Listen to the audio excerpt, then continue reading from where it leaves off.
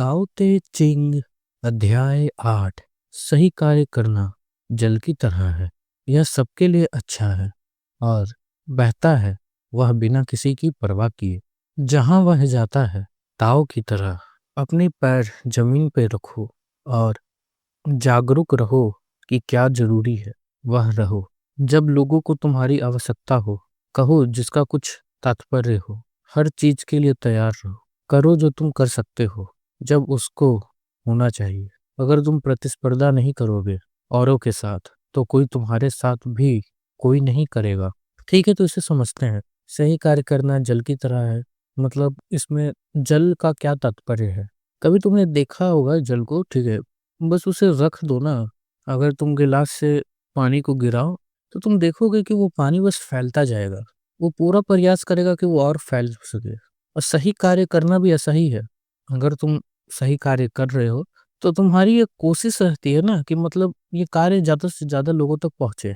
और सही कार्य व्यक्ति के नज़रों में भी होता है। तो जैसे मेरी नज़र में मुझे लगा कि अगर मैं ताओ ते चिंग को समझा सकूँ मेरी समझ से, तो कई लोग को एक बेहतर पहलू मिल जाएगा जीवन को देखने का। तो मैं कोशिश कर रहा हूँ कि ज़्यादा से ज़्यादा लोगों तक पहुँच सके। हालाँकि एक कोशिश ही है। यह सबके लिए अच्छा है और बहता है बिना किसी की परवाह की। ये बात बिल्कुल सही है।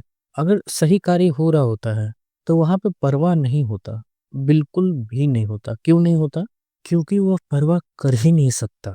ये बात ऐसी है ना कि जैसे हम लोग का मतलब हम लोग कहना गलत होगा। जो व्यक्ति ताओ को समझते हैं, जानते हैं, जो बोध को प्राप्त करते हैं, उनका चलना ही जैसे मानो एक उपकार हो जगत पे, ठीक है? वो जिधर से जाएँगे ना, वो खुशबू बिखेरते ही जाएँगे। यह उनका चुनाव नहीं है, ऐसा उन्होंने चुना नहीं है कि देखो मैं जगत कल्याण करूँगा। ये बस उनका एक तरह का प्रकृति है, जो उनसे बस फैलते जा रही है। ये उनका एक स्वरूप है। जहाँ वह जाते हैं, ताऊ की तरह, अपने पैर ज़मीन पर रखो और जागरूक रहो कि क्या ज़रूरी है, वह रहो। इसका अर्थ है कि आसमान में उड़ने का ज़रूरत नहीं है। अपने पैर ज़मीन पे रखो से इसका क्या तात्पर्य होता है कि खुद को जानो। तुम जानो खुद को, तुम कौन हो? कैसे हालातों में तुम कैसा कर जाते हो? हालात तुम पे आखिर कैसे असर करते हैं और तुम हालातों में कैसे असर करते हो? जागरूक रहो अपने प्रति, समाज के प्रति, सबके प्रति। और जो ज़रूरी हो, वो करो, वहाँ रहो। जब लोगों को तुम्हारी आवश्यकता हो, कहो जिसका कुछ तात्पर्य हो। हर चीज़ के लिए तैयार रहो। कहाँ रहना है? जहाँ लोगों को तुम्हारी आवश्यकता हो। क्या कहना है? जिसका कुछ तात्पर्य हो और चीज़ों के लिए तैयार रहो। चलो थोड़ा और समझते हैं। कहना क्या है इससे? इसका अर्थ है ना कि कुछ ऐसा कहो जो उसके मन को बेहतर करे और तुम्हारे मन को भी बेहतर करे। मीठी वाणी बोल जो है, कबीर ने जो कहा है, ठीक है? वैसा। हालाँकि मीठी वाणी से ये नहीं है कि मिश्रा जी आप बहुत ही बेहतरीन व्यक्ति हैं यार, और क्या चाय बनाते हैं आप? ऐसा तो चाय मैंने पिया ही नहीं है। ये कहने का नहीं है, ठीक है? अगर वैसा होता ना, तो तुम कभी कबीर के बातें जो है, मतलब जो भी मिलते हैं, तुम एक बार सुनो या पढ़ो, ठीक है? उनमें गालियाँ मिलेंगी तुम्हें। तो ये कबीर है जो मीठा बोली बोल रहा है? ऐसा तो नहीं लग रहा।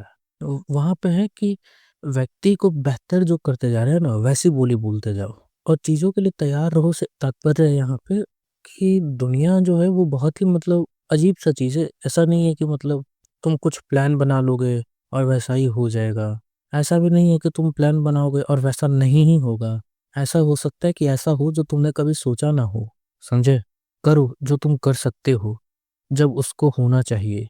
अगर तुम प्रतिस्पर्धा नहीं करोगे औरों के साथ, तो कोई तुम्हारे साथ भी कोई नहीं करेगा। यहाँ पे है कि जो भी तुम्हारा पावर है ना, वो झोंक दो, ठीक है? ऐसा मत करो कि मैं छोटा-सा दिया हूँ, ये इतना विशाल अंधकार कैसे मिटाऊँ? जब सूर्य है, सूर्य जगत का अंधकार नहीं मिटा सका, तो मैं कौन होता हूँ अंधकार मिटाने वाला? ऐसा मत समझो। एक छोटी-सी दिया भी कोशिश कर सकती है जो उसके बस में है, और यहाँ वही बात हो रही है। जब उसको होना चाहिए, जब होना चाहिए, जितना होना चाहिए, जो भी तुम्हारे बस में है करो। बेहतरी करना जो है ना, वो बहुत ही अलग तरह से चीज़ चले जाते हैं। ये मतलब सेल्फ हेल्प वाला चीज़ नहीं है कि नो बोलना सीखो, यस बोलना छोड़ो, सुबह उठ के बेड तैयार करो। यहाँ पे लाओ त्सु वो बातें नहीं कह रहे हैं, वो बातें कन्फ्यूशियस ने काफ़ी कही है।